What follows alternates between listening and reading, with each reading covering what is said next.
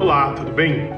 Eu comecei a dar aula nos anos 80. Para a maioria de vocês é tipo assim, há 10 milênios atrás, né? Muito ancestral.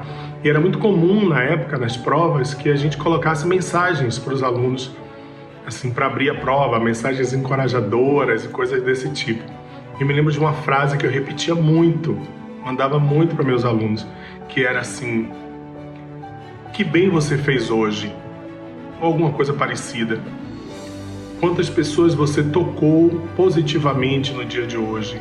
Quantas vidas você ajudou a mudar? É uma chamada para mim permanente, assim. Hoje a gente está sem provas impressas de papel, mas fica valendo essa mensagem, sem dúvida, que a gente todos os dias pare e pense: que bem eu fiz hoje? Quantas pessoas eu positivamente toquei no dia de hoje? Vamos lá, eu conheço os caras que tocam as vidas de centenas e milhares. São nossos mestres e mestras. TV Enem para você.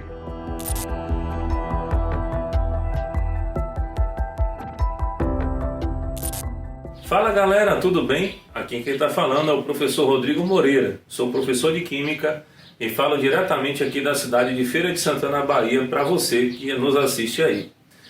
Gente, a nossa aula de hoje nós vamos falar sobre transformações gasosas. Mas para falar sobre transformações gasosas, né, nós precisamos nos lembrar de uma coisinha bem importante, que é a equação geral dos gases, que é o quê? PVT Ovotó. Aí pergunta: Rodrigo, por que você está falando isso? Porque é o seguinte: as transformações gasosas, ela é baseada justamente nas três variáveis de estado do gás, que são pressão, volume e temperatura. Devido a esse fato, nós temos as três transformações gasosas baseadas justamente nessas três variáveis de estado, que são a transformação isobárica para a pressão, transformação isovolumétrica, que é para o volume, que no caso é constante, e a transformação isotérmica, que é o tema da aula de hoje, que nesse caso, né, a palavra isotérmica significa dizer que a temperatura ela é constante ao longo do processo. Ou seja, eu estou querendo te dizer que a temperatura inicial ela é igual à temperatura final. Aplicando então essa equaçãozinha aqui que vocês estão vendo, né? Eu estou colocando aqui no quadro para vocês verem. Nós teremos o seguinte: nós iremos ter o corte, né, das temperaturas, porque são iguais, e aí nós chegaremos nessa equação, que é a equação da transformação isotérmica. Perfeito. Então essa é a equação que você vai utilizar. Lembrando que a pressão tem que estar em atm ou milímetro de mercúrio, e o volume tem que estar em litro, para facilitar, né? Dos dois lados, né? A mesma unidade do lado esquerdo tem que ser a mesma do lado direito, senão não dá certo. E aí esses cientistas, chamado Boyle e o outro por nome Mariotti, ao estudar, eles chegaram à seguinte ideia, né? Que virou lei nisso daí, que foi o seguinte: uma determinada massa fixa de um gás, quando é submetida a uma temperatura constante, quando aumenta o volume, a pressão diminui. Ou seja, basicamente ele quis dizer que pressão é inversamente proporcional ao volume. Por que ele quis dizer isso aqui? Porque ele disse que quando aumenta a pressão, o volume diminui, e quando reduzimos a pressão, temos um aumento do volume. Portanto, as grandezas inversamente proporcionais. E esse gráfico, vocês podem ver que ele é na forma de uma hipérbole, né? É uma curvazinha que tem ali. Então, imagine que isso daqui é o ponto 1 e aqui é o ponto 2. Então aqui no ponto 1 temos pressão 1 e volume 1. Quando vai para o ponto 2, né, no caso aqui, né, a etapa 2, o volume ele dobra de tamanho, enquanto que a pressão ela é reduzida, né, à metade, comprovando realmente essa ideia de Boyle-Mariotti. Para ilustrar para vocês, eu vou mostrar aqui, né, a ideia de uma questão, como é que funciona isso. Aí vem, um determinado gás em um recipiente a 20 graus Celsius, né, 20 graus Celsius, ele ocupa um volume de 90 litros, exercendo 2 atm de pressão sobre as paredes do recipiente. Considerando uma transformação isotérmica, qual será, olha a pergunta, qual será o volume do gás ao triplicarmos a pressão? Né? Aqui é ao triplicarmos a pressão. E pede para esboçar o gráfico. Bom, então, eu tenho que temperatura inicial é 20 graus Celsius. Eu tenho que o volume inicial é de 90 litros. E eu tenho que a pressão inicial é de 2 atm. Portanto, ele diz que a transformação é isotérmica, então a temperatura 2 é igual à temperatura 1. Ele quer saber qual é o novo volume se eu pegar a pressão final for o triplo da pressão inicial. Então, queridos, é o seguinte. Você vai lá, né? PVT, Povotó. Você já pode, né, mandar embora essas duas variáveis aqui.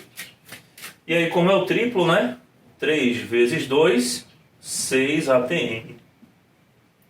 Ótimo. Então vamos lá, né? 1 e 2 eu não coloquei, né? TO não tem problema. Então aqui, ó, eu posso substituir aqui para facilitar, né? Sem problema, para poder ficar igualzinho aí para vocês. Ó, final, tá bom? Então o final é 3P1. Então vamos substituir. Então P aqui é 6. O volume final que quer saber. A pressão inicial é 2. E o volume inicial é 90. Então, galera, 2 vezes 90 dá 180. Quando divide por 6, o volume final é de 30 litros. Justamente batendo com o que foi falado aqui, ó, né? Com essa questão que a pressão, né, é inversamente proporcional ao volume. Então a pressão aumentou em 3 vezes, o volume também diminuiu em 3 vezes, né? Como é proporcional. E aí pediu para esboçar o gráfico, ó. Aí você vem, esboça o gráfico aqui. Pressão em ATM, já está em ATM. Volume em litro, ó. Você faz aqui. Então no início você tinha volume 90, pressão 2. Então vamos aqui, ó. 90 litros, tá aqui. A pressão era de 2 atm. Aí a pressão pulou de 2 para 6 e o volume caiu para 30 litros. Beleza, gente? Então, ó, confirmando o que nós falamos, né? Agora há pouco, né? Então, realmente, pressão e volume são inversamente proporcionais e a transformação ela é isotérmica. Beleza? Espero ter contribuído para o conhecimento de vocês. O Enem se aproxima. Sucesso sempre, foco, força e fé. Grande abraço, um beijo no coração de vocês. Valeu? Tchau, tchau.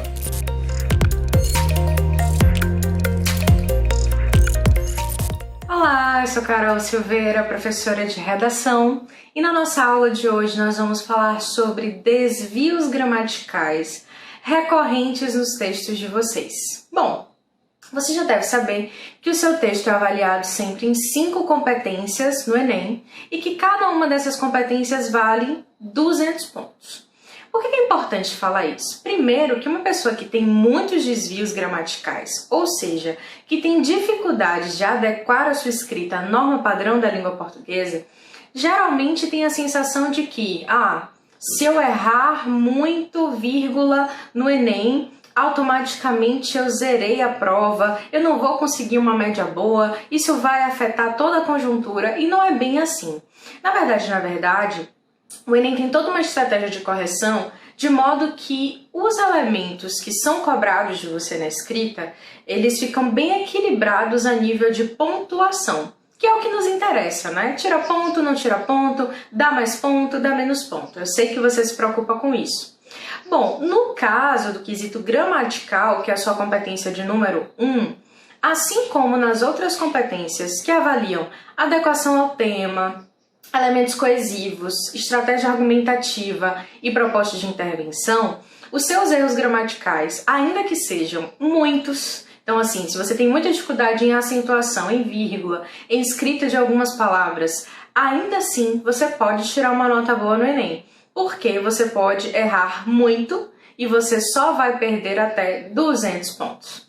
Claro que eu estou falando isso para te tranquilizar, porque eu não quero que você cometa muitos erros gramaticais. Não é simples resolver essa questão das questões gramaticais na redação. Em especial porque a gente tem a vida inteira de construção de norma padrão, ou a ausência dessa construção, ou a deficiência dessa construção.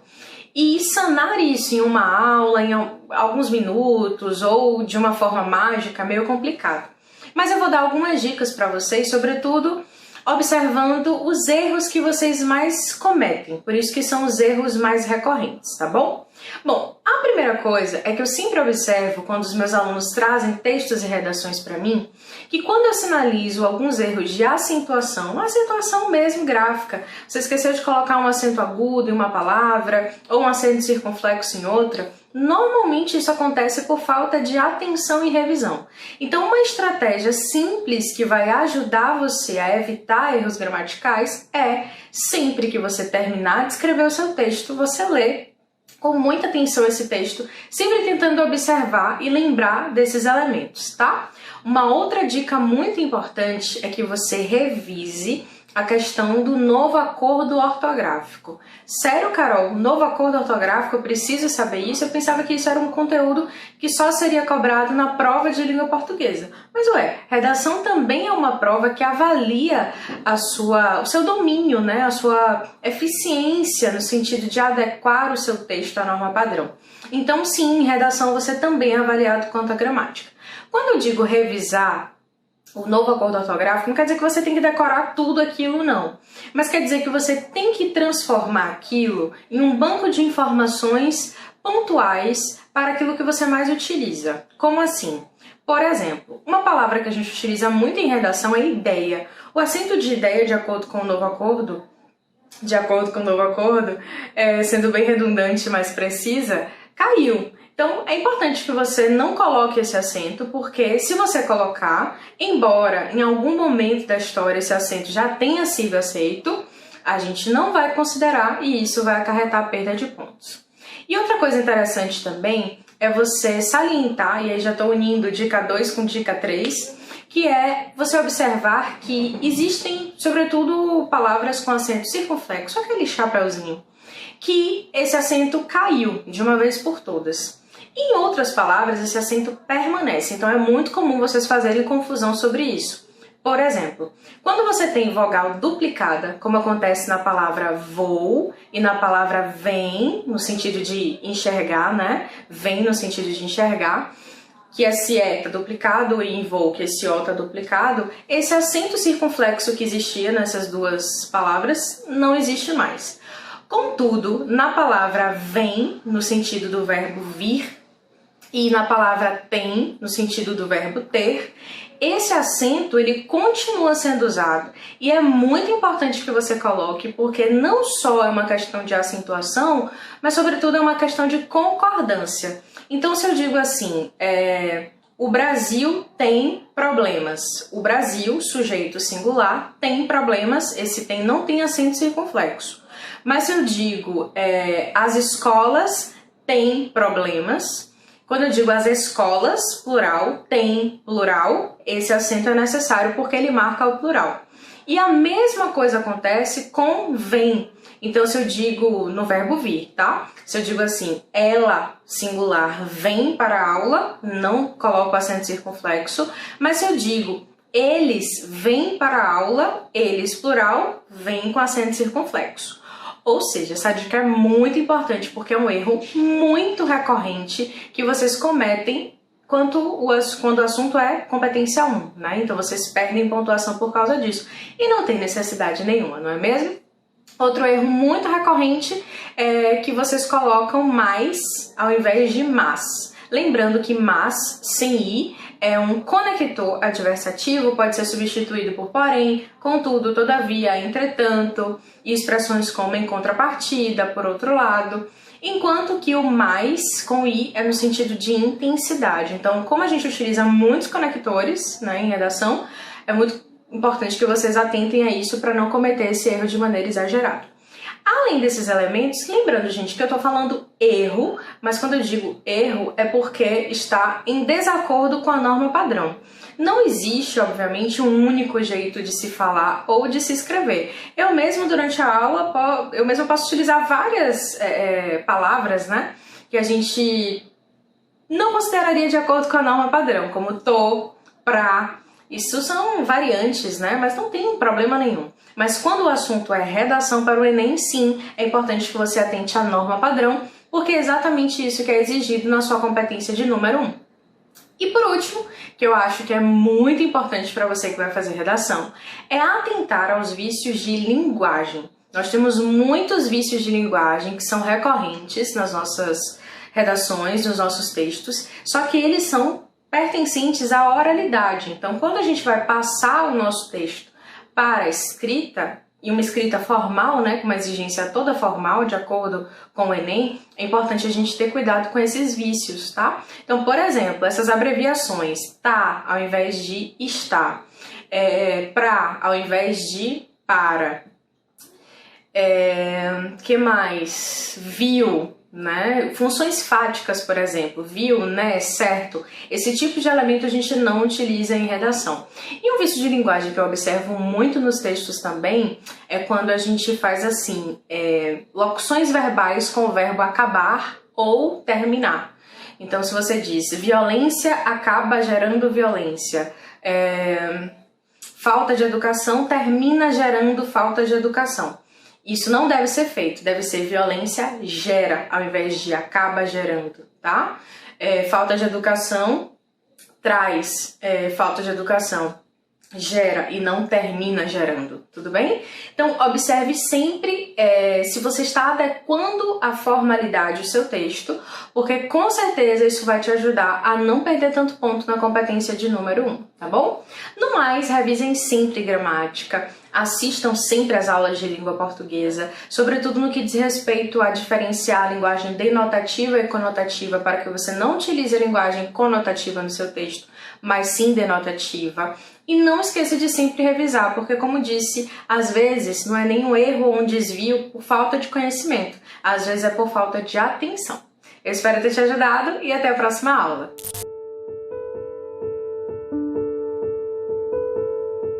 Tudo bem?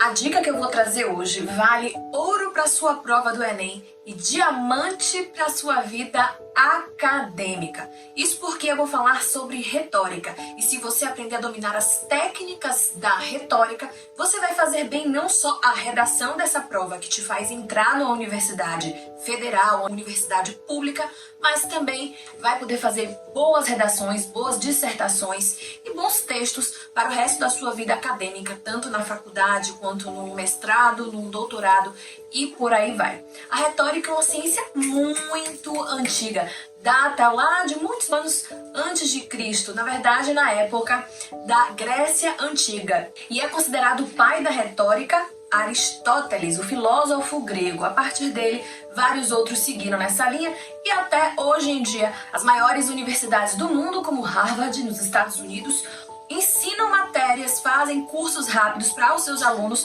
sobre retórica. Por quê? O que é que significa a retórica? É a arte de dominar as palavras, é a arte de se comunicar bem, de dominar a comunicação. E é claro que isso é feito através de uma técnica que é muito pedida na sua redação, a redação dissertativa argumentativa. Ou seja, vamos lá, eu vou misturar um pouquinho da retórica, passando os preceitos aí da dissertação argumentativa. E eu vou ensinar algumas técnicas para uma boa redação que envolvem aí dissertação, argumentação, e tudo isso está dentro da retórica. Primeiro de tudo, você começa com uma apresentação, uma introdução, que via de regra não pode ser muito maior do que o necessário, não só porque ela ocupa o espaço do limite das linhas, você tem um limite máximo de linhas que pode fazer a sua redação, mas principalmente porque uma apresentação muito longa faz o público que está lendo se distrair e vira monótono, sem dizer muita coisa do que para que veio, porque na apresentação você apresenta de forma geral o problema e a sua ideia sem destacar os pontos do porquê daquilo. Os pontos do porquê desse problema, dessa ideia, vêm na argumentação. Sempre comece de forma forte. A argumentação precisa ser forte. E se você tem mais de um motivo para escolher aquela linha de defesa, porque a argumentação é uma linha de defesa, você precisa começar do motivo principal, o motivo mais forte, e ir decrescendo até o motivo menos forte. Por que menos forte? Porque motivo fraco não vale a pena entrar na sua dissertação, ok? Por que tem que ser o mais forte primeiro? Para não deixar as pessoas entediadas. Precisa ser o mais forte primeiro para chamar a atenção e prender no seu discurso. Sabe quando é que isso pode mudar? Quando há uma linha cronológica que pode ser seguida, ou seja, quando a linha do tempo se faz mais forte do que o fato em si, porque o fato depende dessa linha do tempo. E para isso, essa ordem cronológica precisa ser de conhecimento geral, porque aí se impõe, né, em relação ao fato. Mas se for diferente disso, esqueça, você já perdeu pontos porque a pessoa que está corrigindo sua prova já ficou entediada de ver do mais fraco, do mais fraco, do mais fraco, até chegar ao mais forte. Depois da sua argumentação concluída, você vai para a contra-argumentação. O que é a contra-argumentação? Quando você apresenta um argumento contrário ao seu próprio argumento. Ué, mas eu vou me contradizer? Não, você não vai se contradizer. Tudo na vida existem dois lados. Um motivo por que isso e o outro motivo por que não aquilo. E você precisa apresentar os dois lados. Sim, você precisa mostrar que você está ciente daquilo que é contrário à sua ideia principal. Ou então daquilo que se opõe, daquilo que, não digo negativa, mas daquilo que pode anular o seu argumento. Você precisa estar ciente disso e colocar isso no seu texto. Essa é uma forma de enfraquecer o contra-argumento. Você mostra, eu penso isso, meu argumento é esse, porém eu sei que existe isso, isso e isso.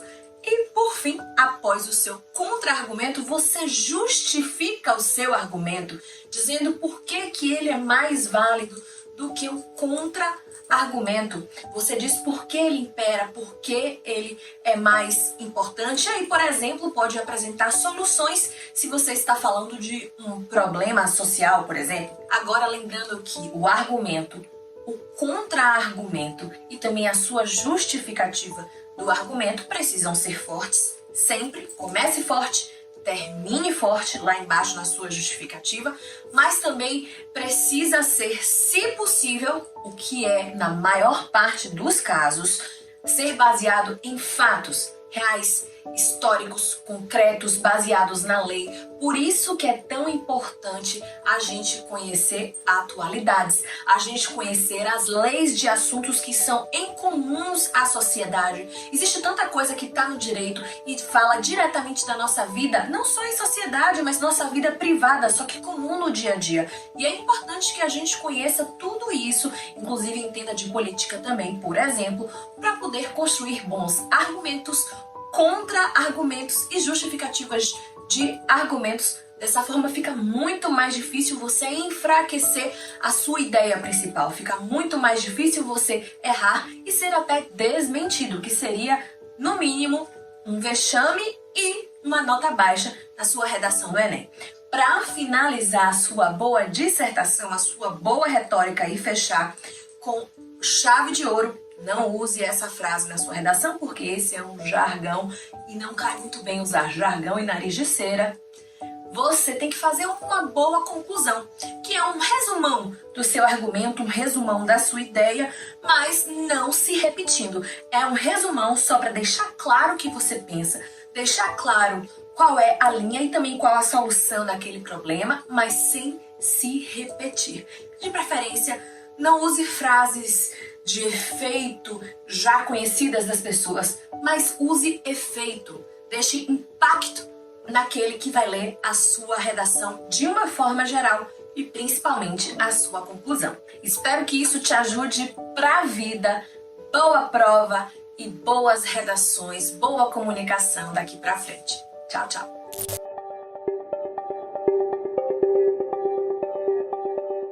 Olá pessoal, eu sou o professor André Freitas, Dedé, seu professor de Biologia, e vim aqui hoje falar a respeito de um tema extremamente importante para toda a nossa sociedade.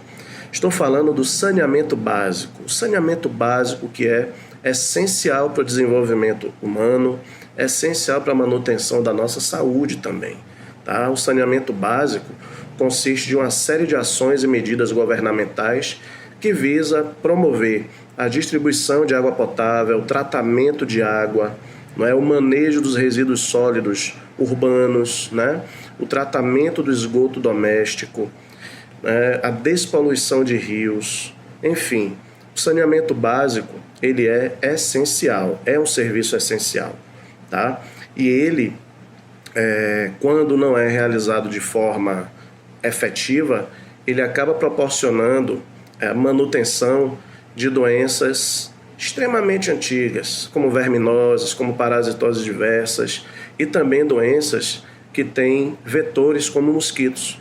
Então a nossa região Nordeste, por exemplo, e o nosso país, por conta do clima, ele tem um apelo ambiental ideal, para o desenvolvimento de vetores, principalmente mosquitos, como o mosquito Aedes aegypti, por exemplo, que é vetor de uma série de doenças como dengue, zika, chikungunya e eventualmente febre amarela, Mas o saneamento básico é algo muito antigo, Existem relatos de que as próprias pirâmides do Egito já apresentavam um sistema de distribuição de água canalizada por tubos de cobre, Na Índia, há mais ou menos 4.000 anos atrás, existia uma tubulação de argila, em algumas comunidades, em algumas vilas.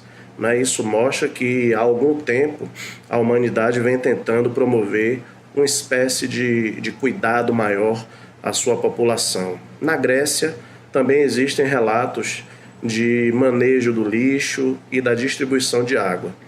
E na Roma, principalmente a Roma antiga, o sistema de aquíferos que abastecia aquela cidade era uma coisa assim fantástica, Até hoje existem vestígios daquele processo em toda Roma, Ela é repleta de aquíferos que promoviam a distribuição de água potável, para os seus cidadãos.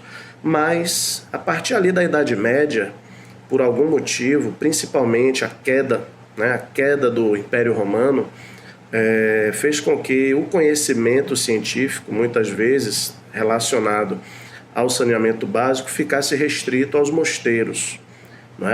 E durante a Idade Média, durante um período aproximado de 1000 anos, as cidades foram tomadas por lixo. Não se sabia muita coisa a respeito de hidráulica, a respeito da distribuição de água, do tratamento do lixo, do manejo do lixo, e isso fez com que a Europa poluísse muito os seus rios. Agora, recentemente, aproximadamente 30 anos, a França pôde liberar novamente, para vocês terem uma ideia, as suas redes de esgoto. Para quê? Para turismo. Quer dizer, o rio Sena foi despoluído, o rio Tâmisa foi despoluído, enfim. A Europa conseguiu fazer um processo de despoluição fantástico que nós precisamos copiar. Por quê? Porque os nossos rios, eles, via de regra, recebem efluentes domésticos, recebem esgoto. E junto com esse esgoto, aproximadamente 48% do esgoto doméstico vai para a natureza in natura, ou seja, sem nenhum tipo de tratamento. Isso quer dizer que fezes, urina e outros dejetos, eles vão da forma natural para o leito dos rios. E o que é que isso vai acarretar? Isso vai acarretar floração de algas, e essa floração de algas vai comprometer substancialmente a reintrodução do oxigênio nos rios, proporcionando asfixia e a mortandade de peixes, não é? Então, muitas populações que vivem da pesca ou que vivem daqueles rios poluídos, elas vão se comprometer em relação à saúde, tá certo? Além disso, pode haver um processo de eutrofização. E mais recentemente, tivemos eventos relacionados à maré vermelha, ou seja, a deposição de matéria orgânica direto no esgoto e o esgoto desembocando no mar, levando esse efluente, essa poluição, ela cria um ambiente ideal para a proliferação de determinadas algas, como dinoflagelados, que são responsáveis por promoverem a maré vermelha, né? Então, fora tudo isso, nós temos uma questão extremamente delicada com relação ao lixo doméstico.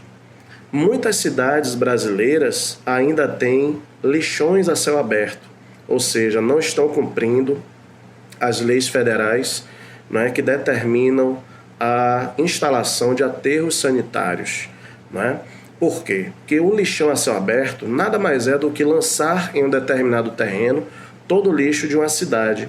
E isso vai proporcionar o quê? Primeiro, um processo terrível de eliminação do gás metano, que é um gás de efeito estufa extremamente nocivo, muito mais nocivo do que o gás carbônico. Por quê? Porque esse gás metano ele não entra em nenhuma via metabólica, ou seja, nenhum tipo de organismo se utiliza do gás metano, tá? De maneira que ele somente se acumula e amplifica o aquecimento global. Além disso, o lixão a céu aberto, o lixo exposto, gera um líquido fruto do processo de decomposição chamado chorume.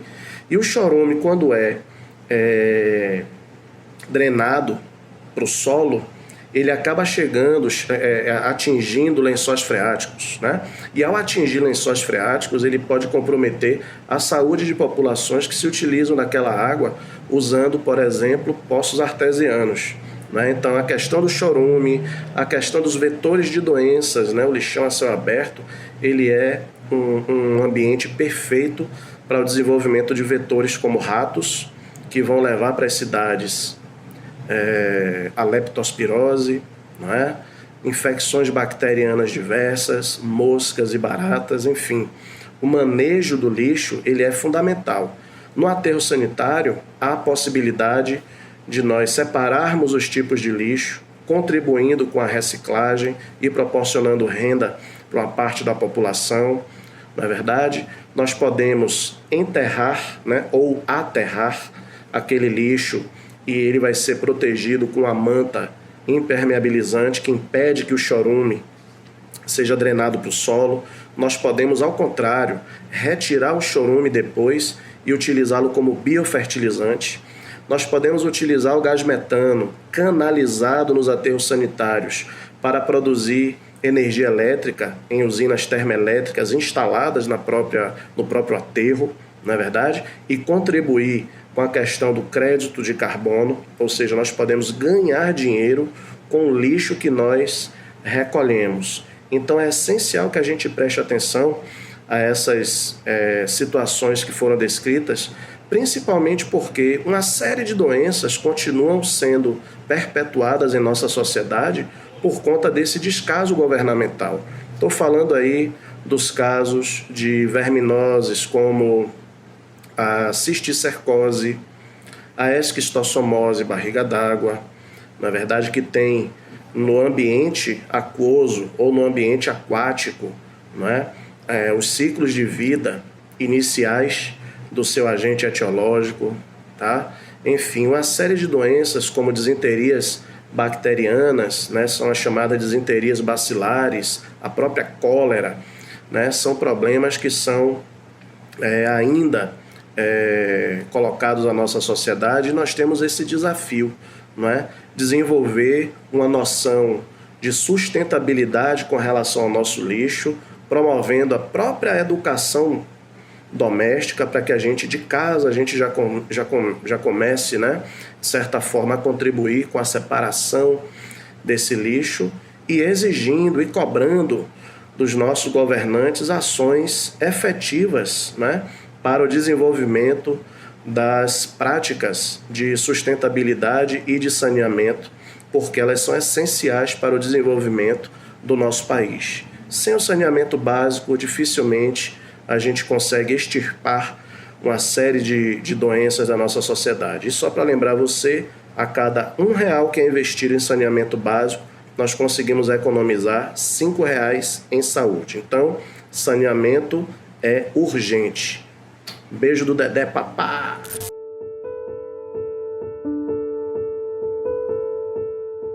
Olá, meu nome é Marília Carvalho e eu tô aqui para dar mais uma dica de cinema que vai ser muito boa para seu Enem.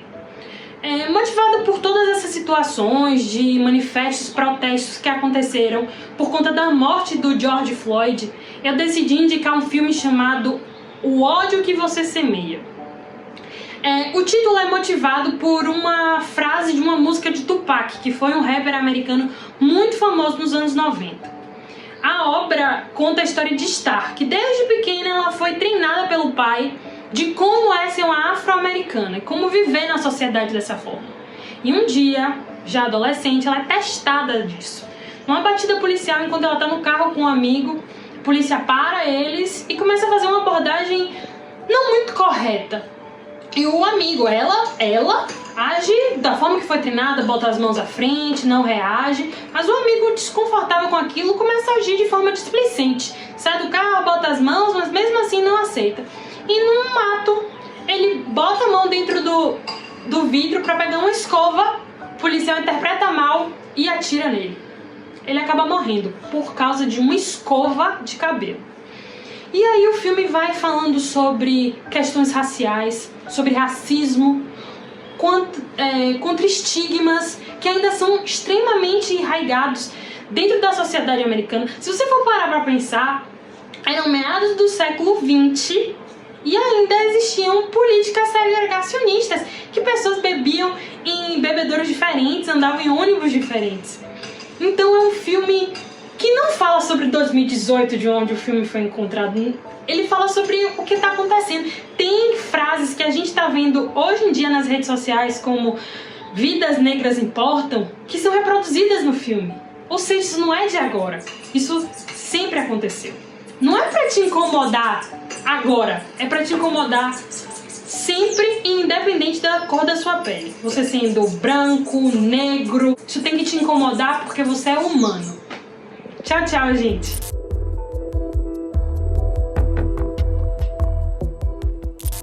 Fala galera, tudo bem? Eu sou Adroaldo Lima, professor de matemática, e hoje a gente vai fazer questões de logaritmo da prova do Enem. Vamos começar com a questão do Enem 2018. Vamos lá? Olha só. Em março de 2011, um terremoto de 9 graus de magnitude na escala atingiu o Japão, matando milhares de pessoas e causando grande destruição. Em janeiro daquele ano, um terremoto de 7 graus na escala atingiu a Argentina.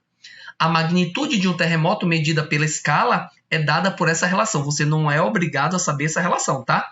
Em que A é a amplitude do movimento vertical, tá? A ondulação, informado em um sismógrafo, que é o aparelho utilizado para calcular exatamente essa amplitude, e a 0 é a amplitude de referência.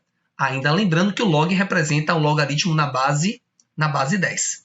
Bem, a razão entre as amplitudes dos movimentos verticais dos terremotos do Japão e da Argentina é...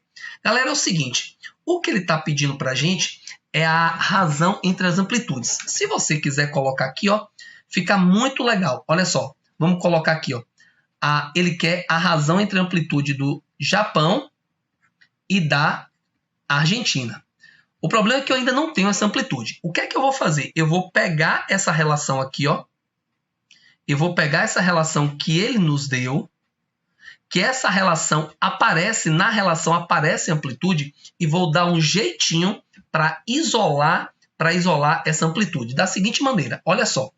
Eu vou dizer que o log de A sobre A0 na base 10, quando não tem a base 10, isso aqui é igual a R, que foi o dito pela questão, tá? Foi o que a questão disse. Aí eu vou aplicar a definição. Como é a definição? Você primeiro eleva, tá? E depois você iguala, tá? Esse E é de elevar e esse I é de igualar. Então, se você fizer assim, vai ficar A sobre A0 é igual a 10 elevado a R. Assim, eu vou dizer que o A0 está dividindo, passa multiplicando, vai ficar o quê? A0 que multiplica 10 elevado a R. Então, essa relação que eu acabei de encontrar é a relação que permite eu calcular a amplitude. O meu trabalho agora, então, será substituir. Venha cá comigo, ó. Venha cá comigo para a gente fazer essa continha. Nós temos aqui a amplitude do Japão vai ser o valor inicial vezes 10 elevado a R. Só que aqui é o R do Japão. Na amplitude da Argentina vai ser A0, que multiplica 10 elevado a R, só que o R da Argentina. Como A0 é exatamente um fator o quê? Um fator comum, eu posso simplificar A0 com A0 e observe o que aconteceu. Ficou apenas o quê? Uma divisão de mesma base, que eu vou conservar a base, que é 10, e vou subtrair os expoentes. Fica a magnitude no Japão menos a magnitude na Argentina. Esses resultados foram resultados dados pela questão, tá? A magnitude no Japão, ele falou que tinha 9 graus, tá? E a magnitude na Argentina, a questão disse que era 7. Beleza? O que eu vou fazer agora é substituir. Então, se você substituir aqui, ó, 9 menos 7, isso vai dar 10 ao quadrado. E aí, a gente finaliza a questão dizendo que a resposta é 100. 100 aparece para a gente na letra D. Então, uma questão facílima, eu posso lembrar rapidamente aqui de 3 questões de logaritmo que envolveu essa temática, esse movimento de definição. Então, saber a definição do logaritmo é muito importante. Olha só, para quem esqueceu, venha comigo, ó, logaritmo de A na base B igual a X. Como é a definição? A definição vai ser B elevado a X igual a quem? Igual a. Não abra mão das definições matemáticas na sua prova. Beleza? Agora vamos fazer a questão do Enem 2019. Charles e Beno desenvolveram a escala que mede a magnitude do terremoto. Essa escala pode variar de 0 a 10, com possibilidade de valores maiores. O quadro mostra a escala de magnitude local. Então, no quadro, o que está ali é a magnitude local, que ele chama de MS, de um terremoto. Para calcular essa magnitude, usa-se a fórmula. Olha a fórmula, você não é obrigado a saber qual é a fórmula que permite calcular a magnitude de um terremoto. Ele vai fornecer para você.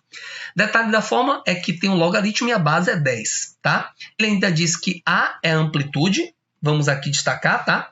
A é a amplitude máxima, tá? E a amplitude máxima, lá embaixo no texto, ele diz, ó, amplitude máxima é 2000.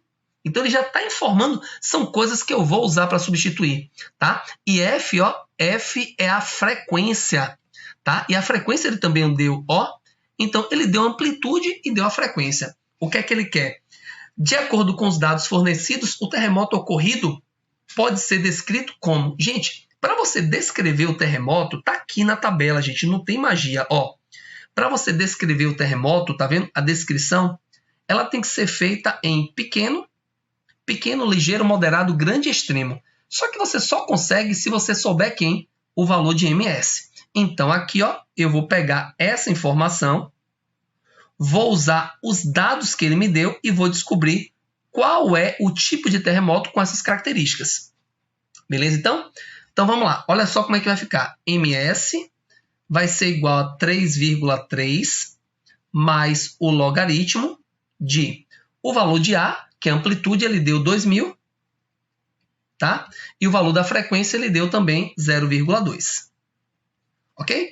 Então, você tem aqui que MS é igual a 3,3 mais o logaritmo. E aí, olha o que a gente vai fazer. Atenção! Nós temos ali o 0,2. 0,2 é igual a 2 sobre 10, que se você simplificar os dois aqui por 2, isso vai dar 1/5.